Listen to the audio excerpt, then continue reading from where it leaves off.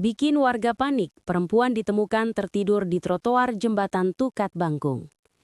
Warga di kawasan jembatan Tukat Bangkung, Desa Plaga, Badung digegerkan oleh penemuan seorang perempuan yang terlihat tertidur di atas trotoar jembatan pada Selasa 27 Januari 2026 malam. Hingga kini belum diketahui secara pasti alasan maupun tujuan perempuan tersebut berada di lokasi itu pada malam hari. Peristiwa tersebut pertama kali diketahui oleh warga yang melintas dan langsung menghubungi aparat serta pihak terkait untuk memastikan kondisi dan keselamatan perempuan tersebut. Tak lama berselang, proses evakuasi pun dilakukan. Dalam video yang beredar di media sosial, tampak sejumlah warga terlihat panik dan berkerumun di sekitar lokasi. Kepanikan warga dipicu oleh kekhawatiran akan keselamatan perempuan tersebut, mengingat kawasan jembatan dikenal sebagai titik yang rawan kejadian berbahaya, terutama pada malam hari.